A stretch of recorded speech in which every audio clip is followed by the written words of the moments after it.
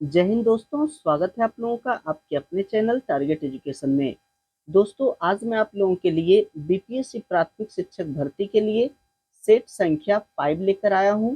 जी हाँ, यह practice set काफ़ी इम्पोर्टेंट है और यह एडुटेरिया प्रकाशन का है, जो कि बिहार शिक्षक भर्ती परीक्षा के लिए दोस्तों काफ़ी इम्पोर्टेंट है। तो इसे आप शुरू से अंत तक देखें। और अगर अभी तक मेरे इस चैनल को सब्सक्राइब नहीं किए दोस्तों, तो चैनल को सब्सक्राइब जरूर कर ले और बेल आइकन को जरूर दबाइए, ताकि इसी प्रकार की महत्वपूर्ण वीडियो की नोटिफिकेशन आप लोगों तक आसानी से पहुंच सके। तो आइए शुरू करते हैं आज का पहला प्रश्न। जी हाँ, आज का पहला प्रश्न है, इसे बड़ा कर लेते हैं ताकि देखने में आसानी हो। तो आज का पहला प्रश्न है कि तीसरा आंग्ल मैसूर युद्ध किस गवर्नर जनरल के कार्यकाल में हुआ था। तो दोस्तों, तीसरा जो आंग्ल मैसूर युद्ध हुआ था वह हुआ था लॉर्ड कार्नवालिस के समय में, इसलिए इसका सही आंसर होगा ऑप्शन बी। दोस्तों, अगर वीडियो अच्छा लगे तो लाइक जरूर कीजिए और प्यारा सा कमेंट भी जरूर कीजिए। नेक्स्ट प्रश्न है दूसरा, कि ब्रिटिश संसद के लिए चुने जाने वाले पहले भारतीय कौन थे। तो दोस्तों, इसका सही आंसर हो जाएगा दादा भाई नौरोजी। जी हाँ, दादा भाई नौरोजी पहले भारतीय थे जो ब्रिटिश संसद के लिए चुने गए थे। नेक्स्ट है तीसरा, निम्नलिखित घटनाओं पर विचार कीजिए।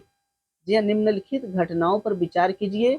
नील विद्रोह, संथाल विद्रोह, दक्कन दंगा और सिपाहियों का विद्रोह, इन घटनाओं का सही कालानुक्रमिक क्रम क्या है। तो दोस्तों, इसका सही जो कालक्रम है वह है ऑप्शन डी। जी हाँ, पहले जो घटना घटा वह संथाल विद्रोह, उसके बाद सिपाहियों का विद्रोह, फिर नील विद्रोह और लास्ट में दक्कन दंगा। जी हाँ, तो ये है सही कालानुक्रम। नेक्स्ट है 4 नंबर का, कि मंगल पांडे ने विद्रोह का नेतृत्व कहाँ किया था। तो दोस्तों, इसका सही आंसर हो जाएगा ऑप्शन सी। जी हाँ, बैरकपुर, बैरकपुर की छावनी में। नेक्स्ट है 5 नंबर का, कि बिहार बंगाल काश्तकारी अधिनियम कब पारित हुआ था। तो दोस्तों, इसका सही आंसर हो जाएगा 1885 में, इसलिए सही आंसर होगा ऑप्शन ए। नेक्स्ट है 6 नंबर का, कि भारतीय राष्ट्रीय कांग्रेस ने किस अधिवेशन में आर्थिक राष्ट्रीय आर्थिक कार्यक्रम को अपनाया था। जी हाँ, भारतीय राष्ट्रीय कांग्रेस ने किस अधिवेशन में राष्ट्रीय आर्थिक कार्यक्रम को अपनाया था। तो दोस्तों, इसका सही आंसर है ऑप्शन ए, कराची सत्र 1931 में। नेक्स्ट है 7 नंबर का, वर्ष 1823 में लाइसेंसिंग रेगुलेशन एक्ट किसने पेश किया था। तो दोस्तों, इसका सही आंसर हो जाएगा ऑप्शन सी, जॉन एडम्स ने। जी हाँ, जॉन एडम्स। दोस्तों, आप लोगों से छोटी सी रिक्वेस्ट है कि यदि अभी तक मेरे इस चैनल को सब्सक्राइब नहीं किए हैं, चैनल को सब्सक्राइब जरूर कर ले, बेल आइकन को जरूर दबाइए, ताकि इसी प्रकार की महत्वपूर्ण वीडियो की नोटिफिकेशन आप लोगों तक आसानी से पहुंच सके। नेक्स्ट 8 नंबर का प्रश्न है, कि निम्नलिखित में से किसने नील दर्पण का अंग्रेजी में अनुवाद किया। दोस्तों, इसका सही आंसर हो जाएगा ऑप्शन बी, मधुसूदन दत्त। जी हाँ, मधुसूदन दत्त नील दर्पण का अंग्रेजी में अनुवाद किए थे। नेक्स्ट है 9 नंबर का, समाचार पत्र हिंदुस्तान टाइम्स के संपादक कौन थे। तो दोस्तों, इसका सही आंसर हो जाएगा ऑप्शन सी, के एम मनिक्कर। जी हाँ, के एम पनिक्कर जो थे वे हिंदुस्तान टाइम्स के संपादक थे। नेक्स्ट है 10 नंबर का, कि पुस्तकें राजयोग, कर्म योग और ज्ञान योग और भक्ति योग किसके द्वारा लिखित है। इसका सही आंसर हो जाएगा ऑप्शन बी, स्वामी विवेकानंद जी के द्वारा। जी हाँ, स्वामी विवेकानंद जी के द्वारा लिखा गया पुस्तक है राजयोग, कर्म योग, ज्ञान योग और भक्ति योग। इनका जन्म जो हुआ था 12 जनवरी 1863 ईस्वी में हुआ था। और इनका स्वामी विवेकानंद जी का जो नाम था बचपन का वह था नरेंद्र नाथ दत्त। जी हाँ, स्वामी विवेकानंद जी का नाम था बचपन का नरेंद्र नाथ दत्त। और दोस्तों, 12 जनवरी को इनके जयंती के अवसर पर राष्ट्रीय युवा दिवस मनाया जाता है। नेक्स्ट है 11 नंबर का। जी हाँ, 11 नंबर का क्वेश्चन देखिए, कि किसके नेतृत्व में ठगी प्रथा का दमन हुआ था। जी हाँ, ठगी प्रथा का दमन किसके नेतृत्व में हुआ। सही आंसर हो जाएगा ऑप्शन डी, कर्नल स्लीमैन के नेतृत्व में। नेक्स्ट है 12 नंबर का, भारत में स्थानीय स्वशासन का जनक किसे माना जाता है। सही आंसर हो जाएगा ऑप्शन ए, रिपन। जी हाँ, रिपन को ही स्थानीय स्वशासन का जनक माना जाता है और रिपन का कार्यकाल 1880 से 1884 ईस्वी तक था।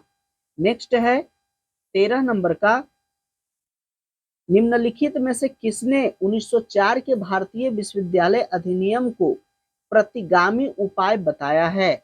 जी हाँ, प्रतिगामी उपाय किसने बताया। इसका सही आंसर हो जाएगा ऑप्शन ए, गोपाल कृष्ण गोखले ने। नेक्स्ट है 14 नंबर का, कांग्रेस सोशलिस्ट पार्टी 1934 के गठन के दौरान भारत का वायसराय कौन था। जी हाँ, 1934 में जो कांग्रेस सोशलिस्ट पार्टी का गठन हुआ था उस दौरान भारत के वायसराय कौन था। इसका सही आंसर हो जाएगा ऑप्शन डी, लॉर्ड विलिंगटन। जी हाँ, उस समय भारत का वायसराय लॉर्ड विलिंगटन था। नेक्स्ट है 15 नंबर का, हम ब्रिटेन की बर्बादी से अपनी स्वतंत्रता नहीं चाहते हैं, किसने कहा। इसका सही आंसर हो जाएगा ऑप्शन बी, महात्मा गांधी। जी हाँ, महात्मा गांधी कहते हैं कि हम ब्रिटेन की बर्बादी से अपनी स्वतंत्रता नहीं चाहते हैं। नेक्स्ट है 16 नंबर का, दांडी मार्च के दौरान रघुपति राघव राजाराम गीत किस प्रसिद्ध संगीतकार द्वारा गाया गया था। इसका सही आंसर हो जाएगा ऑप्शन ए, दिगंबर विष्णु पलुस्कर के द्वारा। जी हाँ, दिगंबर विष्णु पलुस्कर के द्वारा रघुपति राघव राजाराम गीत गाया गया था और यह गीत गांधी जी को काफी लोकप्रिय था। नेक्स्ट है 17 नंबर का, कि गांधी जी की अनुपस्थिति में भारत छोड़ो आंदोलन का नेतृत्व किसके द्वारा किया गया था। तो दोस्तों इसका सही आंसर हो जाएगा ऑप्शन सी, अरुणा आसफ अली के द्वारा। जी हाँ, अरुणा आसफ अली के द्वारा ही भारत छोड़ो आंदोलन का नेतृत्व किया गया था जब गांधी जी अनुपस्थित थे। नेक्स्ट है 18 नंबर का, निम्नलिखित में से किसने अपने शासनकाल के दौरान एक नया कैलेंडर, एक नई प्रणाली या सिक्का और नए पैमाने या वजन एवं माप की शुरुआत की थी। इसका सही आंसर होगा ऑप्शन ए, टीपू सुल्तान। जी हाँ, टीपू सुल्तान हैदर अली के बेटा था। जी हाँ, और यह एक महान योद्धा जिन्हें मैसूर के शेर भी कहा जाता है। जी हाँ, मैसूर का शेर कहा जाता है टीपू सुल्तान को और ये हैदर अली के बेटा था। नेक्स्ट है ये 19 नंबर का, कि निम्नलिखित में से किस आंदोलन के दौरान गांधी जी ने एक वर्ष में स्वराज का वादा किया था। जी हाँ, किस आंदोलन के दौरान गांधी जी कहे थे एक वर्ष में स्वराज उसका वादा किए थे। इसका सही आंसर हो जाएगा ऑप्शन ए, असहयोग आंदोलन के दौरान। नेक्स्ट है 20 नंबर का, जी हाँ 20 नंबर का प्रश्न, क्लीमेंट एटली की घोषणा के अनुसार भारत में ब्रिटिश शासन की समाप्ति किस तिथि तक होनी थी। जी हाँ, क्लीमेंट एटली घोषणा किया था उसके अनुसार भारत में ब्रिटिश शासन की समाप्ति किस तिथि तक होनी थी। इसका सही आंसर हो जाएगा ऑप्शन डी, 30 जून 1948 तक। जी हाँ, क्लीमेंट एटली कहा था कि 30 जून 1948 तक हम स्वतंत्र करेंगे, लेकिन भारत को 15 अगस्त 1947 को ही स्वतंत्र करना पड़ा। नेक्स्ट है 21 नंबर का, कैबिनेट मिशन भारत आया था। तो कैबिनेट मिशन भारत कब आया था। इसका सही आंसर हो जाएगा ऑप्शन ए, मार्च 1946 ईस्वी में। जी हाँ, मार्च 1946 में कैबिनेट मिशन भारत आया था। नेक्स्ट है दोस्तों 22 नंबर का, निम्नलिखित में से कौन सा सिंधु घाटी सभ्यता के बारे में सही है। तो दोस्तों इसका सही आंसर हो जाएगा ऑप्शन डी, इनमें से सभी। जी हाँ, इनमें से सभी पॉइंट जो है वो सिंधु घाटी सभ्यता के बारे में सही है। तो पॉइंट को देखिए, कहता है कि उन पर व्यापारियों के एक वर्ग का शासन था, सही बात है। दूसरा है कि नगर निगम लोगों की नागरिक सुविधाओं की देखभाल करता था, यह भी सही है। वे बोस्ट्रो फेडोनिक शैली की स्क्रिप्ट का प्रयोग उपयोग कर रहे थे। यह भी सही, इसलिए इसका सही आंसर होगा ऑप्शन डी, इनमें से सभी। नेक्स्ट है 23 नंबर का, रामायण, महाभारत और मनुस्मृति निम्नलिखित में से किस अवधि के दौरान संकलित किए गए थे? तो दोस्तों इसका सही आंसर हो जाएगा ऑप्शन सी, शुंग वंश के शासन के दौरान, यानी शुंग काल के दौरान यह जो सभी को रामायण, महाभारत और मनुस्मृति को संकलित किया गया था। नेक्स्ट है 24 नंबर का, मथुरा और गांधार कला के बारे में निम्नलिखित में से कौन सा कथन सही है? इसका सही आंसर हो जाएगा ऑप्शन ए, कनिष्क काल में इन दोनों कलाओं का विकास हुआ था। जी हाँ, कनिष्क काल में ही इन दोनों कलाओं का विकास हुआ था, इसलिए ये ऑप्शन सही है। नेक्स्ट है 25 नंबर का, भारतीय इतिहास में प्रसिद्ध ऐहोल अभिलेख का संबंध किस शासक से है? दोस्तों इसका सही आंसर हो जाएगा ऑप्शन डी, पुलकेशियन द्वितीय के से संबंधित है। नेक्स्ट है 26 नंबर का, निम्नलिखित में से किस विचारधारा को लोकायत दर्शन यानी जनता के दर्शन के रूप में भी जाना जाता है? सही आंसर हो जाएगा ऑप्शन सी, चारवाक। जी हाँ, चारवाक जो विचारधारा है वह जनता के दर्शन के रूप में जाना जाता है। नेक्स्ट है 27 नंबर का, किस दिल्ली सुल्तान ने सबसे अधिक संख्या में नहरें बनवाई थी? इसका सही आंसर हो जाएगा जी हाँ ऑप्शन ए, फिरोज शाह तुगलक। जी हाँ, फिरोज शाह तुगलक सबसे अधिक नहरें बनवाई थी। जी हाँ, और तुगलक वंश के यह शासक थे फिरोज शाह तुगलक। नेक्स्ट है 28 नंबर का, प्राचीन भारत के संदर्भ में वाग्भट द्वारा निम्नलिखित अष्टांग संग्रह का संबंध किससे है? इसका सही आंसर हो जाएगा ऑप्शन बी, चिकित्सा से। नेक्स्ट है 29 नंबर का, चिश्ती संप्रदाय के विकास, चिश्ती संप्रदाय के किस सूफी संत को चिराग ए दिल्ली यानी कि दिल्ली का चिराग के नाम से जाना जाता था? इसका सही आंसर हो जाएगा ऑप्शन बी, शेख नसीरुद्दीन महमूद। जी हाँ, शेख नसीरुद्दीन महमूद को दिल्ली का चिराग के नाम से जाना जाता था। नेक्स्ट है 30 नंबर का, जी हाँ 30 नंबर का प्रश्न है, दिल्ली सल्तनत में इक्ता प्रणाली की शुरुआत किसने की थी? इसका सही आंसर हो जाएगा ऑप्शन बी, इल्तुतमिश ने। जी हाँ, इल्तुतमिश ही दिल्ली में इक्ता प्रणाली की शुरुआत की थी। नेक्स्ट है 31 नंबर का, पोमोलॉजी में किसका अध्ययन किया जाता है?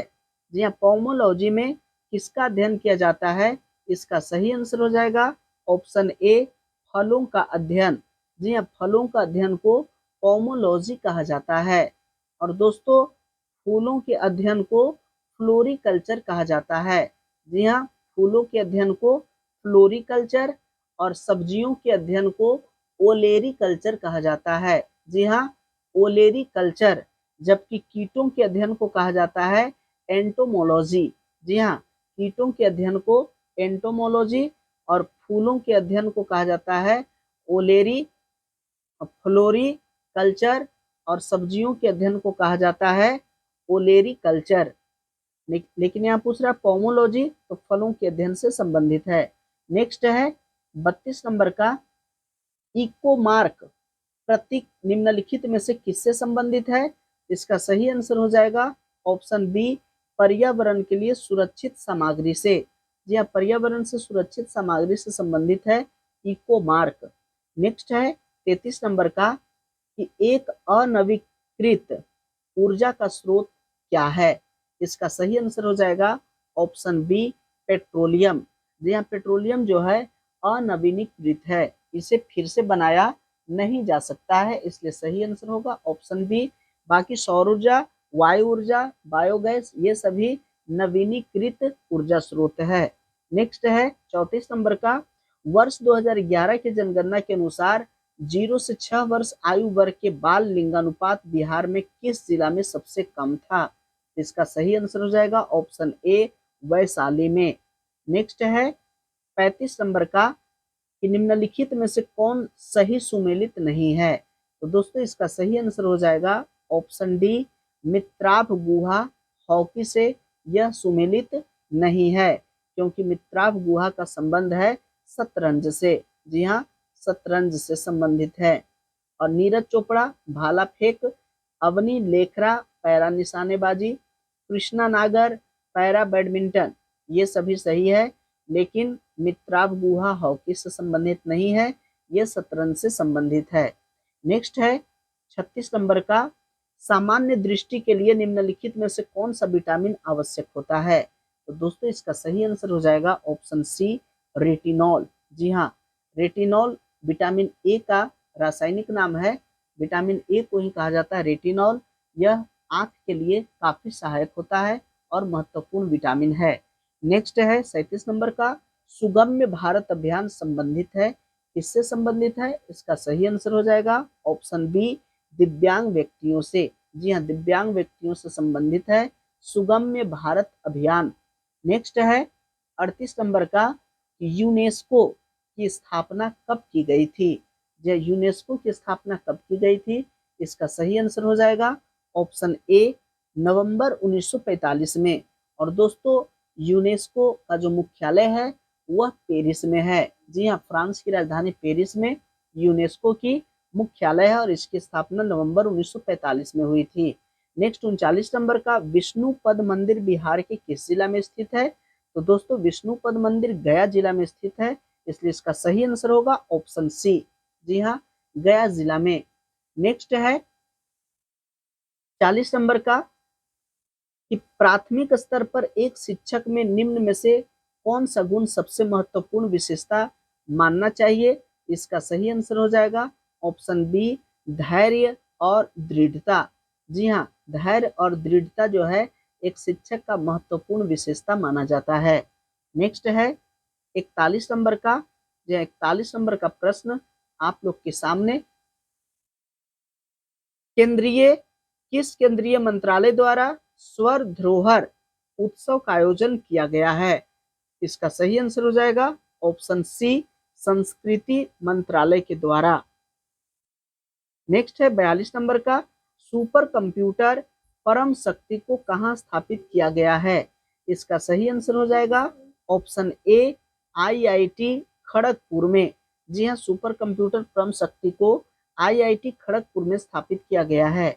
नेक्स्ट है 43 नंबर का, भारतीय सेना ने किस देश के साथ संयुक्त प्रशिक्षण अभ्यास साइक्लोन 1 का शुभारंभ किया।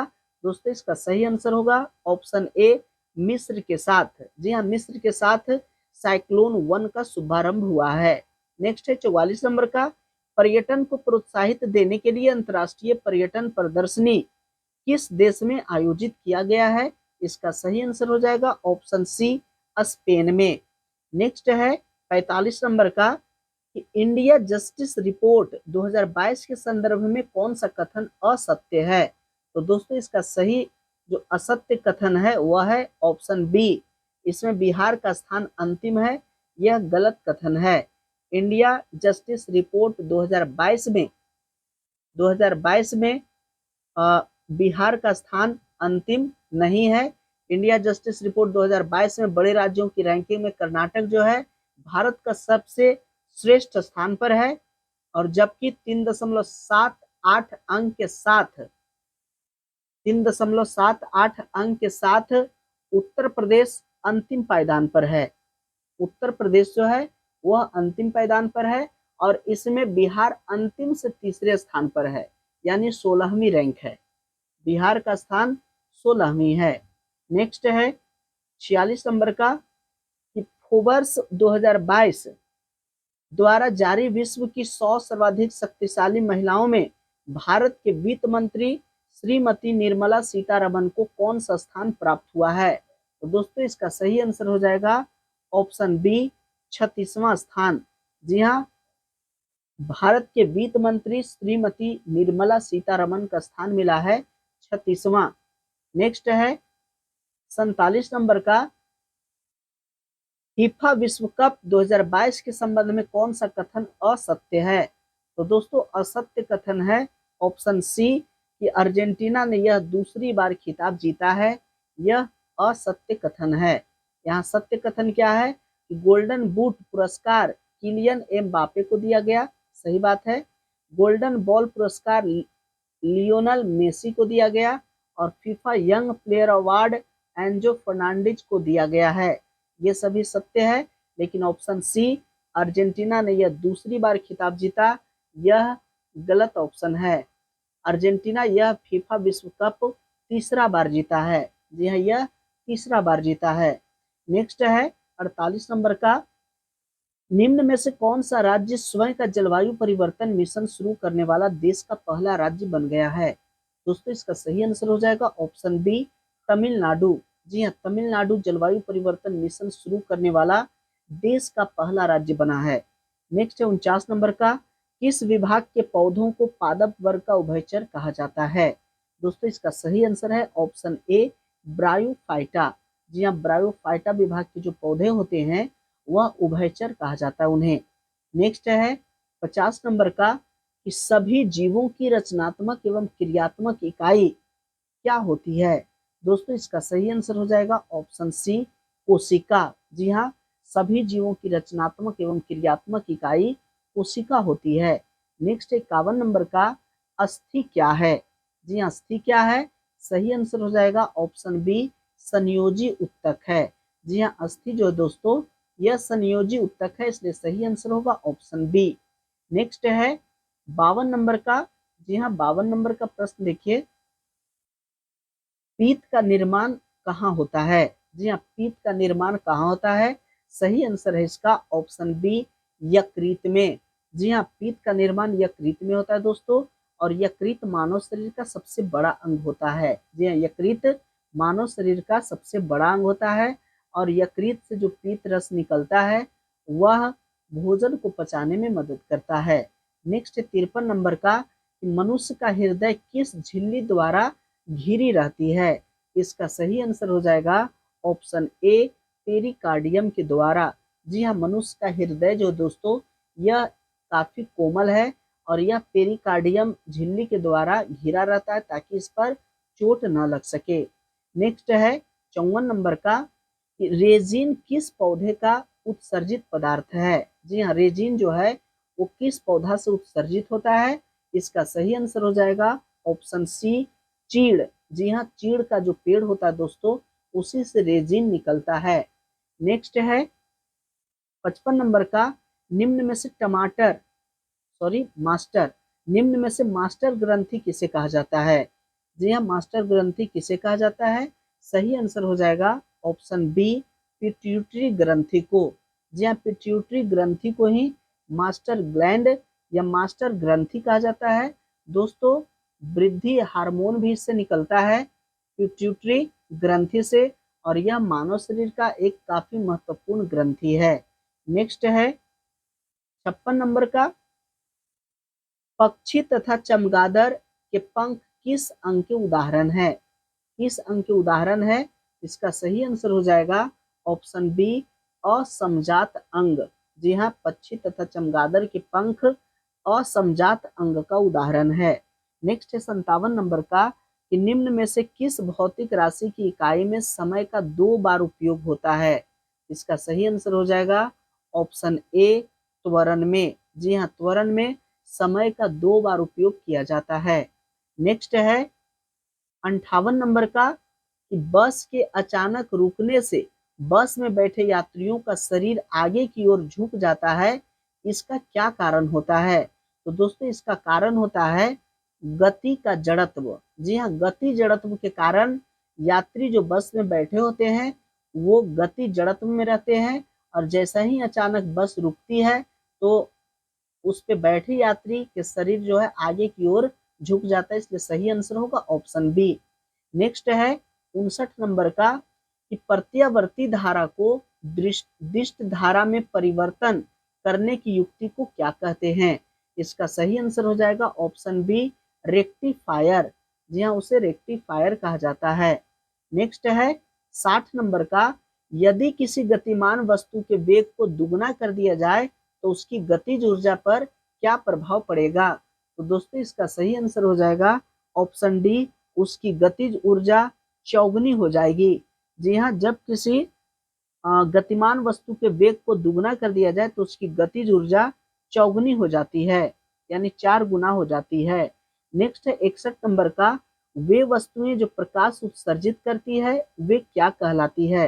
तो दोस्तों प्रकाश उत्सर्जित करने वाली वस्तु प्रदीप्त वस्तु कहलाती है, इसलिए सही आंसर होगा ऑप्शन ए, प्रदीप्त वस्तु। और जो वस्तु प्रकाश उत्सर्जित नहीं करती है उसे कहते हैं अप्रदीप्त वस्तु। नेक्स्ट है 62 नंबर का, उत्तल लेंस की क्षमता क्या होती है? जी हाँ, उत्तल लेंस की क्षमता क्या होती है? सही आंसर हो जाएगा ऑप्शन बी, उसकी क्षमता धनात्मक होती है। नेक्स्ट है 63 नंबर का, 63 में दिया गया है कि दूरदृष्टि दोष को दूर करने के लिए किस लेंस का व्यवहार होता है? जी हाँ, दूरदृष्टि दोष को दूर करने के लिए किस लेंस का व्यवहार होता है? इसका सही आंसर हो जाएगा ऑप्शन बी, उत्तल लेंस का। जी हाँ, दूर दूर में ऊ आ रहा है इसलिए इसको याद रखिएगा, उत्तल लेंस। और निकट दृष्टि दोष को दूर करने के लिए, निकट दृष्टि दोष को दूर करने के लिए अवतल लेंस का प्रयोग करते हैं। दोस्तों दूरदृष्टि दोष में दूर की वस्तु दिखाई देती है, नजदीक की वस्तु दिखाई नहीं देती है, लेकिन निकट दृष्टि दोष में निकट की वस्तु दिखाई देती है और दूर की वस्तु दिखाई नहीं देती है। यानी कि जो दोष रहेगा वही वस्तु दिखाई देगा। दूर दृष्टि दोष है तो दूर की वस्तु दिखाई देगा, नजदीक की दिखाई नहीं देगा। और अगर निकट दृष्टि दोष है तो निकट की वस्तु दिखाई देगी और दूर की वस्तु दिखाई नहीं देगी। 64 नंबर का प्रश्न है, वोल्ट मीटर का कार्य क्या है? जी हाँ, वोल्ट मीटर का कार्य क्या है? इसका सही आंसर हो जाएगा ऑप्शन बी, विद्युत परिपथ में किन्हीं दो बिंदुओं के बीच के विभवांतर को मापना। जी हाँ, दो बिंदुओं के बीच का विभवांतर मापने का कार्य वोल्ट मीटर का होता है। नेक्स्ट है 65 नंबर का, विद्युत जनित्र का सिद्धांत आधारित है किस पर? तो दोस्तों इसका सही आंसर है ऑप्शन बी, विद्युत चुंबकीय प्रेरण पर। नेक्स्ट है 66 नंबर का, गैस का द्रव में परिवर्तन क्या कहलाता है? तो दोस्तों इसका सही आंसर हो जाएगा ऑप्शन सी, संघनन। जी हाँ, गैस का द्रव में परिवर्तन संघनन कहलाता है। नेक्स्ट है 67 नंबर का, पदार्थ के कणों को एक साथ बांधकर रखने वाला बल क्या कहलाता है? इसका सही आंसर हो जाएगा ऑप्शन सी, अंतराण्विक बल। जी हाँ, उसे अंतराण्विक बल कहते हैं। जी हाँ, पदार्थ के कणों को एक साथ बांध कर रखने वाले बल अंतराण्विक बल कहलाता है। नेक्स्ट है 68 नंबर का, कि दो असमान घनत्व वाले अमिश्रणीय द्रव पदार्थ को किस विधि द्वारा अलग किया जा सकता है? जी हाँ, यहाँ पर दो असमान घनत्व वाले अमिश्रणीय द्रव है, उसे किस विधि द्वारा अलग किया जा सकता है? इसका सही आंसर हो जाएगा ऑप्शन ए, पृथक्करण कीप विधि द्वारा। जी हाँ, पृथक्करण कीप विधि के द्वारा उसे हम अलग कर सकते हैं। नेक्स्ट है 69 नंबर का, कि निम्नलिखित में से भौतिक परिवर्तन का उदाहरण कौन सा है? जी हाँ, कौन सा भौतिक परिवर्तन का उदाहरण है? इसका सही आंसर हो जाएगा ऑप्शन सी, जल का जमना। जी हाँ, जल जो जमता है वो भौतिक परिवर्तन होता है। जल जम गया, फिर से जमा हुआ जल से हम जल प्राप्त कर सकते हैं, यानी बर्फ से जल प्राप्त कर सकते हैं और जल से फिर जल से उसको जमा करके बर्फ प्राप्त कर सकते हैं, इसलिए सही आंसर होगा ऑप्शन सी। दोस्तों भौतिक परिवर्तन जो होता है उसमें जब परिवर्तन होता है तो फिर से पुनः अपने रूप में आ सकता है, लेकिन जब रासायनिक परिवर्तन होता है तो फिर से अपने वर्तमान जो पहले उसका जो रूप था उस रूप में नहीं आ सकता है। जैसे लोहे पर जो जंग लगता है तो जंग लगने के बाद फिर से लोहा जो है पहले के जैसा नहीं रहता है। मोमबत्ती अगर जल जाएगा तो फिर से मोमबत्ती नहीं प्राप्त किया जा सकता है। कोयला के जलने के बाद फिर से कोयला प्राप्त नहीं किया जा सकता है। ये सब हो गया रासायनिक परिवर्तन, लेकिन जल अगर जम गया है तो फिर से हम जल को प्राप्त कर सकते हैं, इसलिए इसका सही आंसर होगा ऑप्शन सी। नेक्स्ट है 70 नंबर का, कि अमोनिया NH3 में नाइट्रोजन की संयोजकता कितनी होती है? तो दोस्तों इसका सही आंसर हो जाएगा ऑप्शन डी, 3 संयोजकता होती है। नेक्स्ट है 71 नंबर का, परमाणु के नाभिक के नजदीक कौन सी कक्षा होती है? जी हाँ, परमाणु के नाभिक के नजदीक में कौन सी कक्षा होती है? तो वह कक्षा होती है ऑप्शन ए यानी कि कक्षा के। जी हाँ, परमाणु के नाभिक जो होते हैं तो जो पहला कक्षा जो होता है वह के कहलाता है, और दूसरा कक्षा जो होता है वह एल, और तीसरा कक्षा एम। इसी प्रकार से कक्षा का नाम है। नेक्स्ट है 72 नंबर का कि निम्नलिखित में से किस विधि द्वारा लोहे की कड़ाही को जंग लगने से बचाया जा सकता है? दोस्तों इसका सही आंसर है ऑप्शन बी, जस्ता की परत चढ़ा करके। जी हाँ, जब जस्ता का परत चढ़ाया जाता है तो लोहे में जंग नहीं लगता है। नेक्स्ट 73 नंबर का कि कौन सा हाइड्रोकार्बन कमरे के ताप पर ठोस होता है? इसका सही आंसर हो जाएगा ऑप्शन सी, C20H42। जी हाँ, C20H42 जो है वह कमरे के ताप पर ठोस रहता है। नेक्स्ट है 74 नंबर का। जी हाँ, 74 नंबर का क्वेश्चन देखिए, संविधान सभा के मूल अधिकारों, अल्पसंख्यकों एवं जनजातियों तथा बहिष्कृत क्षेत्रों के लिए परामर्शदाता समिति के अध्यक्ष थे। इसका सही आंसर क्या होगा? तो सही आंसर होगा सरदार पटेल। जी हाँ, सरदार वल्लभ भाई पटेल जो थे वो बहिष्कृत क्षेत्रों के लिए परामर्शदाता समिति के अध्यक्ष थे। नेक्स्ट है 75 नंबर का कि उच्चतम न्यायालय के सेवानिवृत्त न्यायाधीशों के लिए कहां पर वकालत करने की मनाही है?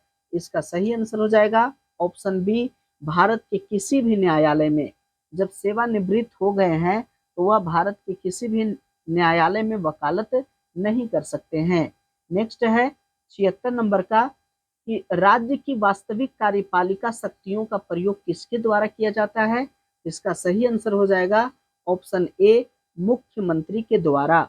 नेक्स्ट है 77 नंबर का कि निम्न में से कौन सा विषय राज्य सूची के अंतर्गत आता है?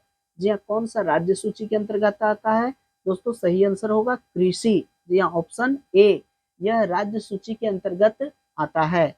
नेक्स्ट है 78 नंबर का कि अल्पसंख्यकों के लिए किस वर्ष राष्ट्रीय आयोग बनाया गया था? इसका सही आंसर है ऑप्शन डी, 1992 में। जी हाँ, 1992 में अल्पसंख्यकों के लिए एक राष्ट्रीय आयोग बनाया गया था। नेक्स्ट है 79 नंबर का कि संयुक्त राष्ट्र सुरक्षा परिषद के अस्थायी सदस्यों का कार्यकाल कितने वर्ष तक का होता है? इसका सही आंसर है ऑप्शन बी, 2 वर्षों के लिए। जी हाँ, संयुक्त राष्ट्र सुरक्षा परिषद के जो अस्थायी सदस्यों का जो कार्यकाल होता है वह 2 वर्षों के लिए होता है। नेक्स्ट है 80 नंबर का, राज्य के अधीन क्या है? जी हाँ, राज्य के अधीन क्या है? तो दोस्तों राज्य के अधीन आंतरिक एवं बाह्य दोनों संप्रभुता है, इसलिए सही आंसर होगा ऑप्शन सी। नेक्स्ट है 81 नंबर का कि भारतीय संविधान में मताधिकार का क्या अभिप्राय है? जी हाँ, भारतीय संविधान में मताधिकार यानी मत देने के अधिकार का क्या अभिप्राय है? इसका सही आंसर हो जाएगा ऑप्शन बी, वोट देने का अधिकार। जी हाँ, मताधिकार का मतलब होता है मत देने का अधिकार यानी कि वोट देने का अधिकार, इसलिए सही आंसर ऑप्शन बी। नेक्स्ट है 82 नंबर का कि नगर पालिका में महिलाओं के लिए कितनी सीटें आरक्षित होती है?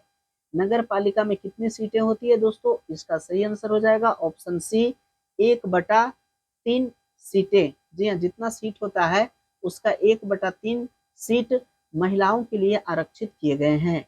नेक्स्ट है 83 नंबर का कि जो व्यक्ति किसी स्टेट में नहीं रहता वह या तो संत होता है या पशु, यह किसने कहा था? जी हाँ, वह किसने कहा था? सही आंसर है ऑप्शन डी, अरस्तु। जी हाँ, जो व्यक्ति किसी स्टेट में नहीं रहता वह या तो संत होता है या पशु होता है, यह अरस्तु का कथन था। सही आंसर ऑप्शन डी। नेक्स्ट है 84 नंबर का।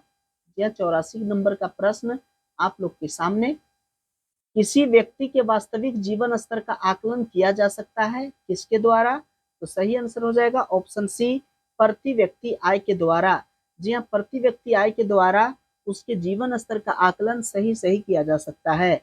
नेक्स्ट है दोस्तों 85 नंबर का।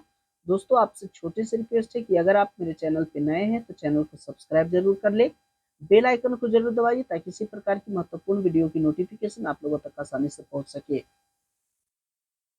85 नंबर का है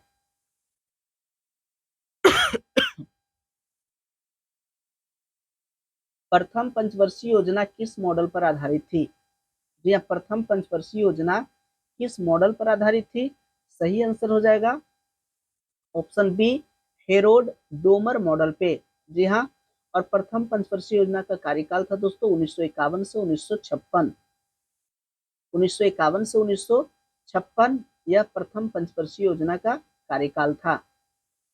नेक्स्ट है 86 नंबर का, भारतीय अर्थव्यवस्था के स्वरूप के बारे में निम्नलिखित में से कौन सा एक विकल्प सही है? इसका सही आंसर हो जाएगा ऑप्शन ए, मिश्रित अर्थव्यवस्था। जी हाँ, भारतीय अर्थव्यवस्था जो है दोस्तों वह मिश्रित अर्थव्यवस्था है। नेक्स्ट है 87 नंबर का, बिहार में धान की फसल उत्पादन में सबसे अग्रणी जिला कौन सा है? जी हाँ, बिहार में सबसे ज्यादा फसल धान का सबसे ज्यादा कौन सा जिला में उत्पादन किया जाता है? तो दोस्तों इसका सही आंसर है ऑप्शन सी, रोहतास जिला। नेक्स्ट है 88 नंबर का, महाविस्फोट सिद्धांत संबंधित है किससे? इसका सही आंसर हो जाएगा ऑप्शन बी, ब्रह्मांड की उत्पत्ति से। नेक्स्ट है 89 नंबर का, निम्नलिखित में से कौन सा संयंत्र शक्ति तथा खाद्य दोनों दे सकता है? जी हाँ, कौन सा संयंत्र जो है वह शक्ति भी देगा और खाद भी देगा? इसका सही आंसर हो जाएगा ऑप्शन सी, बायोगैस संयंत्र। नेक्स्ट है 90 नंबर का, कि इनमें से किसने पहली बार यह व्याख्या की थी कि पृथ्वी अपनी धुरी पर घूमने के कारण प्रतिदिन सूर्योदय एवं सूर्यास्त होता है? जी हाँ, यह किसने बताया था कि पृथ्वी अपनी धुरी पर घूमती है जिसके कारण प्रतिदिन सूर्योदय एवं सूर्यास्त होता है? इसका सही आंसर हो जाएगा ऑप्शन ए, आर्यभट्ट। जी हाँ, आर्यभट्ट ने सबसे पहले इस बात को बताए थे। और दोस्तों आर्यभट्ट ही थे जिन्होंने शून्य का आविष्कार किया। नेक्स्ट है 91 नंबर का, चंद्रमा के धरातल पर दो व्यक्ति एक दूसरे की बात को नहीं सुन सकते हैं, क्यों?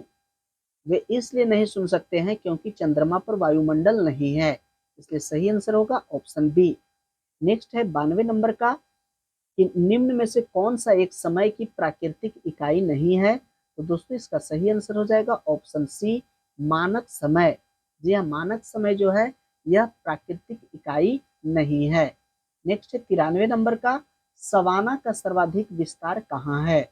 तो दोस्तों सवाना का जो सबसे ज्यादा विस्तार है वह है अफ्रीका में, इसलिए सही आंसर है ऑप्शन ए।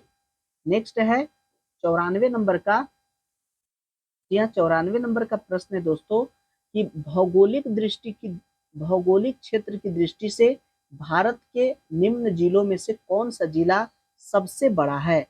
यह सबसे बड़ा जिला कौन सा है? इसका सही आंसर हो जाएगा ऑप्शन बी, कच्छ। जी हाँ, कच्छ जो है वह गुजरात में पड़ता है और गुजरात का एक जिला है और यह सबसे बड़ा जिला है। नेक्स्ट 95 नंबर का, कि निम्नलिखित में से भारत की सबसे बड़ी मीठे पानी की झील कौन सा है? जी हाँ, सबसे बड़ी और मीठे पानी का झील कौन सा है? सही आंसर हो जाएगा वुलर झील, ऑप्शन बी। जी हाँ, वुलर झील जो है वह जम्मू कश्मीर में है और यह मीठे पानी की सबसे बड़ी झील है। नेक्स्ट है 96 नंबर का, किस राज्य सरकार ने जनसंख्या नियंत्रण करने हेतु एक नई जनसंख्या नीति की शुरुआत की है? इसका सही आंसर हो जाएगा ऑप्शन डी, उत्तर प्रदेश। जी हाँ, उत्तर प्रदेश जनसंख्या नियंत्रण के लिए दोस्तों एक जनसंख्या नीति की शुरुआत की है। नेक्स्ट है 97 नंबर का, यह 97 नंबर का प्रश्न है कि अपने प्रदूषकों के कारण कौन सी नदी जैविक मरुस्थल कहलाती है? जी हाँ, जैविक मरुस्थल कौन सी नदी कहलाती है? सही आंसर हो जाएगा ऑप्शन सी, दामोदर नदी। जी हाँ, दामोदर नदी जो छोटा नागपुर के पठार से निकलती है और पलामू की पहाड़ी से होती हुई ये गुजरती है। यह नदी काफी प्रदूषण के कारण यह जैविक मरुस्थल कहलाती है। नेक्स्ट है 98 नंबर का, ये 98 नंबर का प्रश्न है कि राष्ट्रीय पर्यावरण इंजीनियरिंग शोध संस्थान कहाँ स्थित है? तो दोस्तों यह स्थित है नागपुर में, इसलिए सही आंसर होगा ऑप्शन ए। नेक्स्ट है 99 नंबर का, कि किस बायोम में सबसे कम तापांतर पाया जाता है? जी हाँ, किस बायोम में सबसे कम तापांतर पाया जाता है? सही आंसर हो जाएगा ऑप्शन डी, सदाबहार वर्षा वन बायोम में। जी हाँ, सदाबहार वर्षा वन बायोम में सबसे कम तापांतर पाया जाता है। नेक्स्ट है 100 नंबर का। जी हाँ, 100 नंबर का प्रश्न है कि निम्नलिखित में से कौन सा विश्व का सबसे बड़ा ग्लोबल कार्बन उत्सर्जक है। जी हाँ, सबसे ज्यादा कार्बन उत्सर्जन कौन करता है? इसका सही आंसर हो जाएगा ऑप्शन बी, चीन। जी हाँ, सबसे ज्यादा ग्लोबल कार्बन उत्सर्जक जो देश है वह चीन है। दोस्तों, ये था आज का 100 सामान्य अध्ययन के महत्वपूर्ण प्रश्न। आशा करते हैं कि यह वीडियो आप लोगों को अच्छा लगा होगा। यदि अच्छा लगा तो लाइक कीजिए, अपने दोस्तों के साथ शेयर कीजिए, प्यारा सा कमेंट जरूर कीजिए। और अगर आप मेरे चैनल पे नए हैं तो मेरे चैनल को सब्सक्राइब जरूर कर ले। वीडियो देखने के लिए बहुत बहुत धन्यवाद।